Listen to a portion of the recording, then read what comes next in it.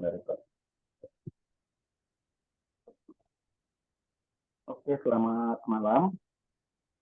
Malam, Pak. Sebelum kita mulai interviewnya, terima kasih sebelumnya atas waktunya ya, Pak Pak Kripto ya. Ini gimana manggilnya nanti? Silakan perkenalan dulu aja ya. Pak Kripto, Pak Yusri, atau Pak Tama boleh. Intinya kembali ke Bapak. Pak, sebelum mulai lebih lanjut lagi, boleh perkenalan diri dulu. Mulai dari nama serta profesi saat ini apa dan wilayah kerjanya di mana aja. Silakan Pak. Oh ya, baik Pak. Selamat malam Pak. Nama saya Cindy Kripto Pratama, biasa dipanggil Tama boleh atau Cindy juga boleh Pak. Oh iya, sama Untuk aja. pekerjaan saya saat ini sebagai inspektor officer Pak di suatu bidang mokas Pak, mobil bekas. Oke. Uh, uh. Wilayah kerjanya Untuk kalau boleh tahu di mana? lokasinya, untuk lokasinya saya di daerah Jakarta Pak, Cibubur. Oh, oke, di daerah Cibubur, Jakarta ya. Oke, Pak. Kalau gitu boleh mulai ya, Pak. Kita lanjut ke pertanyaan berikutnya, Pak. Kira-kira kalau boleh tahu sejak kapan nih Bapak berprofesi sebagai seorang inspektor, boleh diceritakan masa pengalamannya? Kurang lebih sekitaran 2 tahun setengah lah Pak.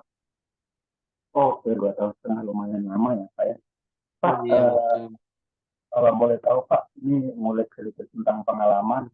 Eh, Kira-kira nih Pak, latar belakang pendidikan apa sih yang minimal bisa apa namanya eh, untuk menjadi seorang inspektor itu butuh pendidikan apa minimal? Mungkin bisa ceritain kira-kira gitu Eh, Pak. bi- Biasanya sih dari SMK boleh gitu. Kalau Bapak sendiri bagaimana Pak? Boleh diceritakan Dari sendiri Pak. Dari kuliahnya mungkin atau sekolahnya atau pendidikan mungkin pernah apa Pak backgroundnya boleh ceritain. Kalau untuk ketentuan khusus sekolah sih paling minim SMK otomotif sih biasanya. Oke, betul ya. Biasanya Nah, permintaan dunia kerjanya juga demikian ya kalau di perusahaannya. Tapi kalau Bapak sendiri boleh diceritakan Pak. Misalnya mungkin ada Kalau yang lain. kalau saya lulusan dari D3 Engineer, cuman sekarang Oh, lari ke otomotif. oh ya masih ini lah Pak ya. Masih masih ada Masih masih keterkaitan kuat. masih berkesatuan lah, berkecimpung di dalam Ya, dunia permesinan gitu. permesinan. Intinya masih kuat lah basicnya Pak ya. Berarti sudah dapat kesimpulannya. Intinya berarti SMK atau SMA-nya mungkin tidak di bidang otomotif, meskipun idealnya memang harusnya SMK otomotif, tapi yang mendukung itu kuliahnya Pak ya masih di bidang mesin. Iya betul. Oke, apa namanya? Berikutnya Pak, saya boleh bertanya tentang sebelum menjadi investor, Bapak kira-kira ada pengalaman lain terlebih dahulu nggak yang mungkin berkaitan dengan mesin? Atau nggak ada juga nggak apa-apa boleh. Kalau untuk pengalaman memang diharuskan ya Pak, karena ini kan di bidang otomotif itu, apalagi inspektor, itu kan harus tahu yang namanya tipe-tipe mobil seperti apa gitu kan, kode-kode engine atau spare part yang lain, minimal minimal ada pengetahuan tentang tentang unit otomotif, ditambah harus ada seperti pelatihan-pelatihan yang udah pernah diikutin yang berkecimpung atau yang sinkron dengan otomotif permesinan gitu, agar agar kita tahu nih, oh ini yang kerusakannya seperti ini, karena kita lebih ke pengecekan Pak Oh, gitu. oke, pengecekan. Kalau pengalaman konkretnya di Bapak sendiri di bidang apa dulu Pak? Mungkin boleh diceritain. Kayak kalau dulu Kalau di beberapa saya narasumber. memang dulu pernah jadi mekanik Pak. Oh, berarti mekanik. Relate sekali berarti Pak ya. Hmm, Karena iya. narasumber sebelumnya juga beberapa ceritanya ada yang sebelumnya mengawali karir sebagai sales mobil, kemudian mekanik baik itu di Toyota atau dealer-dealer ATPM lainnya. Jadi Bapak juga mekanik ya dulunya Pak ya. Iya betul. Oke Pak. Pak, berikutnya Pak, eh, untuk di perusahaan Bapak sendiri itu ada dibekali dengan ini nggak sih Pak? Baik dia backgroundnya sebelumnya berpengalaman atau tidak, tapi di perusahaan Bapak sendiri ada pembekalan atau pelatihan khusus nggak Pak sebelum Bapak terjun melakukan pengecekan? Oh, jelas jelas pasti ada, untuk Sampai pembekalan gimana? pasti ada karena Punya pembekalan atau pengenalan atau sampai sertifikat? Boleh ceritain.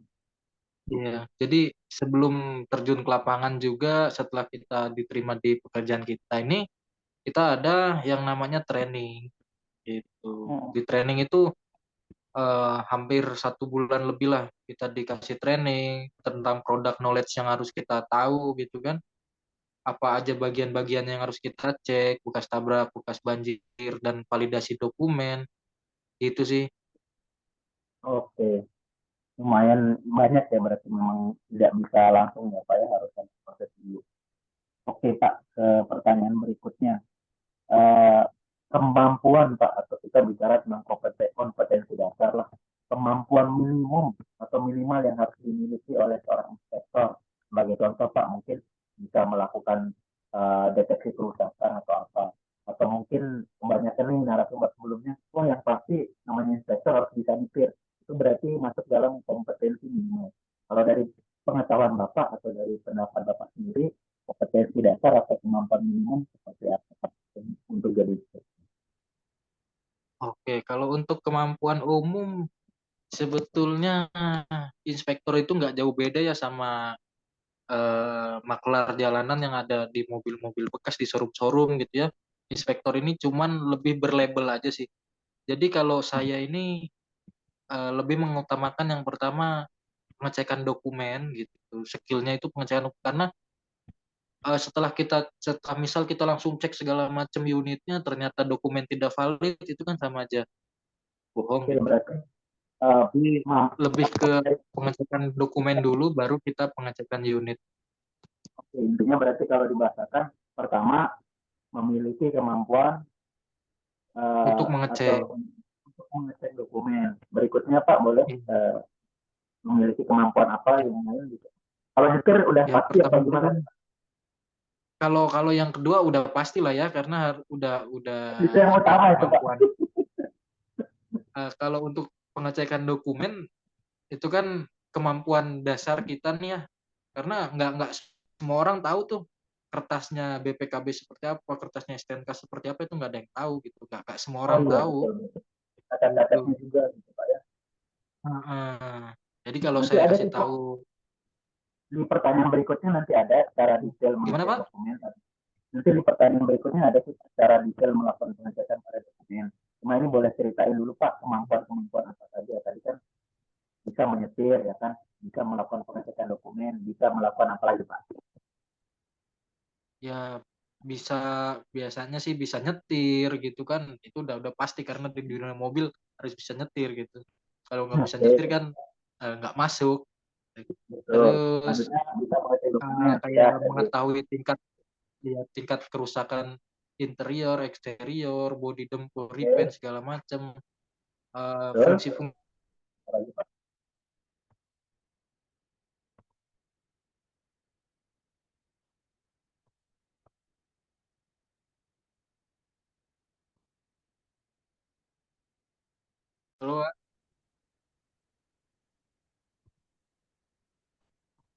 Jadi Nggak sampai ada suaranya kerusakan, Pak.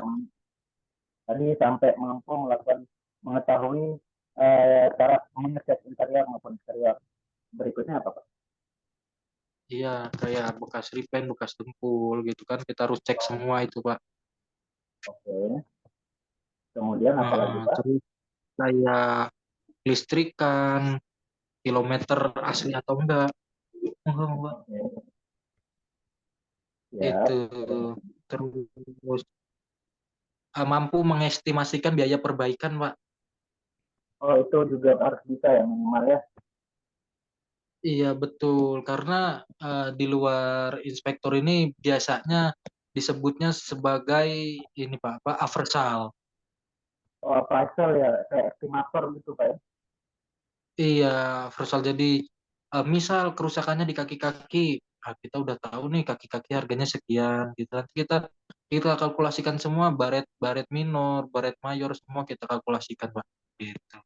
Kita cek kaki-kaki semua, terus part-part ori atau enggak, atau udah di custom, kita cek semua Pak. Sama paling Oh, penting kondisi mesin sih Pak. oh salah satunya yang paling penting kondisi mesin. Kalau yang satu lagi Pak, Iya. bebas tabrak atau bekas banjirnya itu gimana? Itu salah satu Nah, kemampuan minimum. iya itu juga memang poin paling paling paling penting tapi nomor dua ya Pak ya, karena saat ini itu lebih ke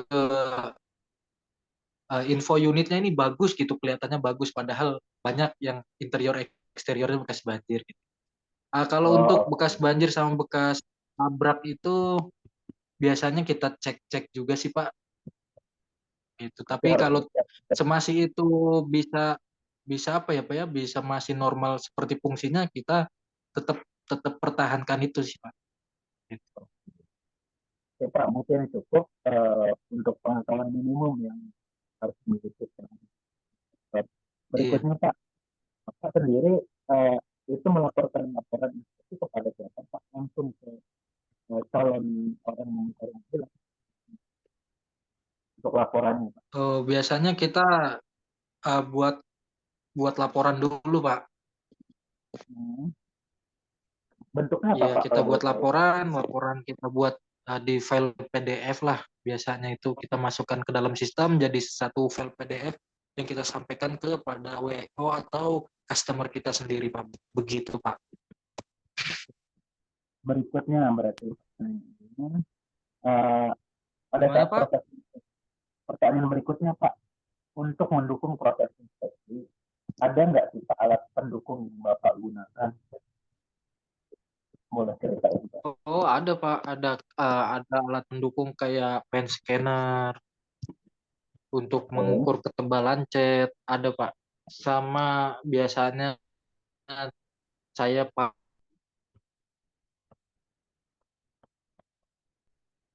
Oke. coba pakai Boleh sinyal ceritain Pak kantor dulu. alatnya, alatnya tadi Pak. Itu termometer, Oke, termometer, pen scanner, termometer, apalagi Pak alat-alatnya. sama ada pengukur untuk ban, Pak. Oh, Ketebalan ban. pengukur balon ban. Oke. Iya, Kalau kalau yang lain Pak, itu aja sih Pak untuk alat-alatnya. Untuk alat-alat pengecekan standar ya Pak. Kalau untuk pengecekan kayak OBD segala macam itu ada lagi scanner untuk mengecek kerusakan-kerusakan di engine atau di electrical tersebut Pak. oke, Ada alatnya. siap.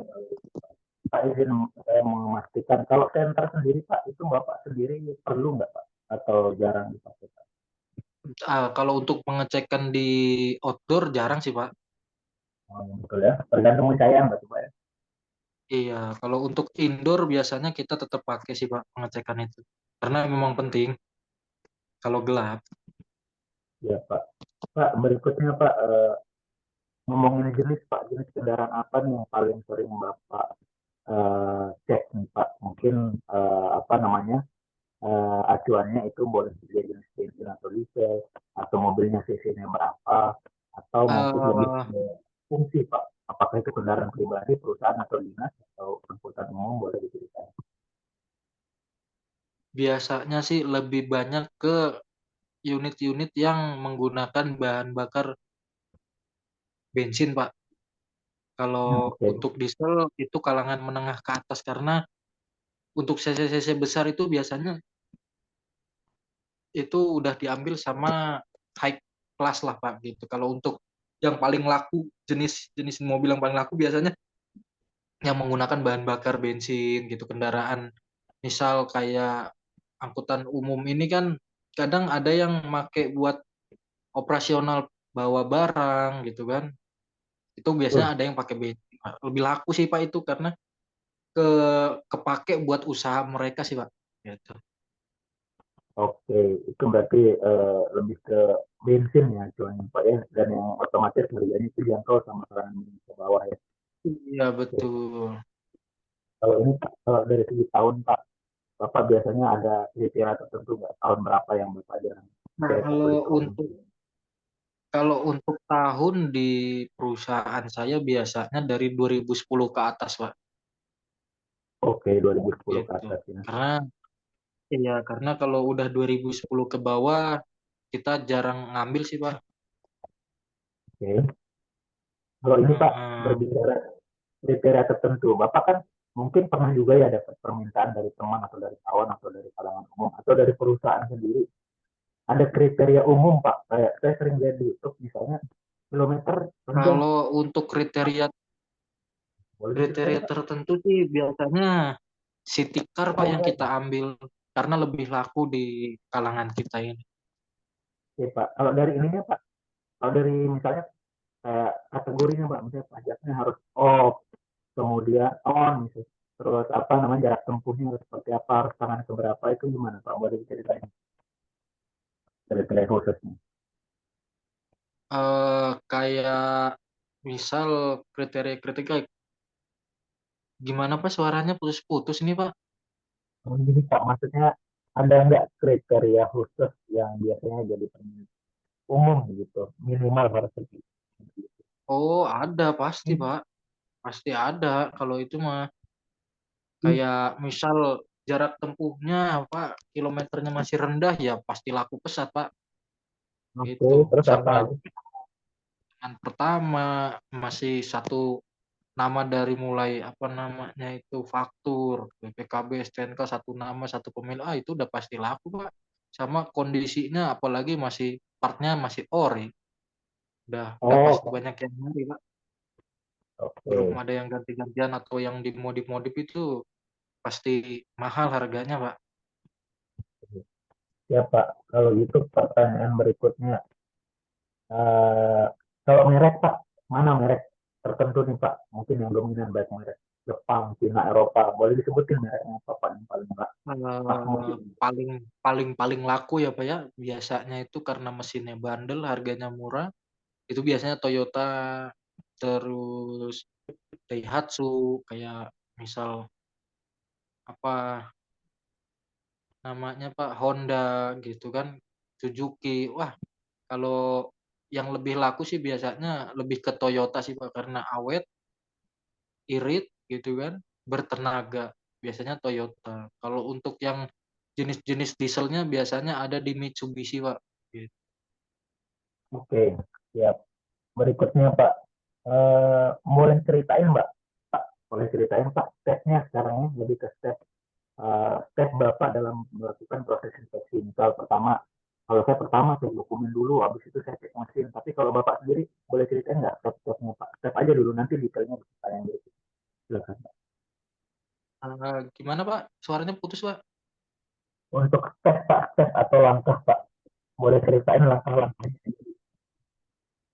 Saya Bapak Oh pertama kalau kalau untuk langkah-langkahnya langkah pertama saya, biasanya saya cek dokumen oke, gitu cek dokumen cek eksterior gitu kayak misal dashboard, atap-atap, terus ama lantai, karpetnya masih ori atau enggak, ada yang baret atau enggak di bagian dashboard. berapa extender dulu? Gimana Pak? Bentar, berapa extender dulu? Interior dulu Pak, interior. Sorry, salah ngomong Pak. Biasanya dicek dulu setelah dokumen saya ngecek interior dulu Pak. Gitu. Saya lihat kolong-kolongnya apakah ada karat berlebih, bekas banjir atau enggak. Terus ada yang sudah di custom atau enggak elektrikalnya gitu. Baru saya lihat eksterior, Pak. Kalau di Oke, eksterior biasanya saya lihat bagian bodi, Pak. Apakah udah ada dempulan bekas repaint atau ada bagian tulang yang sudah bengkok bekas tabrak, biasanya saya langsung cek itu, Pak. Sama oke. kalau misal di mesin gitu saya cek kondisi mesin apa masih bagus suaranya. Biasanya kan ada kultur dari si engine ya Pak. Biasanya bawaan dari mesin itu ada ngelitrik. Tapi kalau yang nggak tahu itu pasti bilangnya wah ini mobil udah rusak. Padahal memang kulturnya seperti itu. Basicnya si mesin memang ada yang listrik, ada yang kasar gitu sih Pak. Sama biasanya saya validasi kilometer Pak, perhitungan kilometer. Valid nggak Oh, kira-kira nih kilometernya gitu. oh betul betul yang banyak orang bilang kilometer putaran Pak ya. Iya betul, odometer gitu Gimana Pak tuh kalau orang mana. yang odometer Gimana Pak tadi? suaranya? Gimana itu Bapak menilainya kalau ini? Oh, kita validasi dilihat dari misal Pak ya kilometer rendah gitu. Kalau tahunnya tua, kilometer rendah nih. Cuman kita lihat di dalam interiornya ini udah capek belum, udah aus belum. Kalau misal aus berarti kan ada sesuatu yang dimainkan, Pak. Entah itu diputar kilometernya gitu kan. Kalau memang masih ada record service-nya, kita bisa nge-record di sistem, Pak.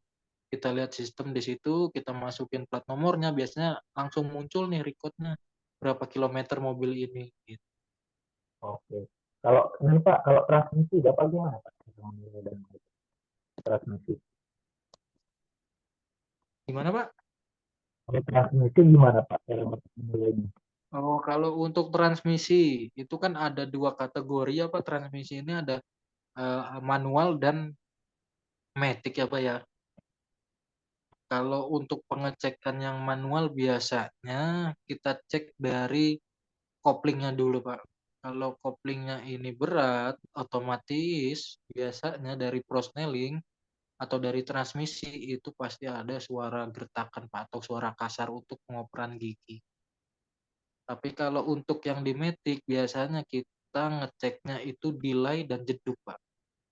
Oh oke, siap Pak. Gitu.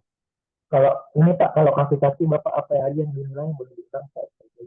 Kaki Pak, Kalau kalau bahan kita velg kan apa? kalau di perusahaan saya pengecekannya ini diam ya Pak ya. Paling kita biasa ngecek itu ball joint, tirot. Karena kita nggak ngecek jalan Pak. Sama shock biasanya. Link stabilizer yang kita cek. Oke. Pak, berikutnya Pak, kalau fungsi tombol dan kelistrikan Bapak biasanya ngeceknya gimana Pak? Nilainya. Kalau untuk fungsi-fungsi tombol biasanya kita di dalam interior itu paling di bagian setir kita cek apakah normal semua nyala, terus di bagian panel pintu itu semua kaca-kaca segala macam itu normal. Kalau misalnya nggak normal kita akan report apa adanya itu posisinya. Oke. Pak, berikutnya Pak, Bapak kalau di perusahaan Bapak kan pasti ada grade ya. Nah, misalnya kalau umumnya sih orang bilang grade A, grade B, grade C. Bapak boleh ceritain nggak, Bapak ada nggak seperti itu? Dan kalau ada, boleh ceritain Pak grade A itu kayak gimana, C itu kayak gimana, C dan D itu gimana? Boleh Pak. Gimana Pak? Target Pak? Maaf, grade Pak, grade. Grade biasanya kan di setiap penilaian mobil bekas ada Oh, grading. Boleh ceritain Pak, grade A, grade B itu kayak gimana? iya Kalau betul betul betul. Kalau di perusahaan saya biasanya kalau misal kilometer rendah, mobilnya cuman baret minor yang bisa kita poles atau kita sepet lah biasa bahasa kita di sini nih, itu bisa masuk di kriteria grade apa? Bebas tabrak, bebas banjir, kondisi unit kilometer rendah gitu. kalau Tapi B Pak boleh?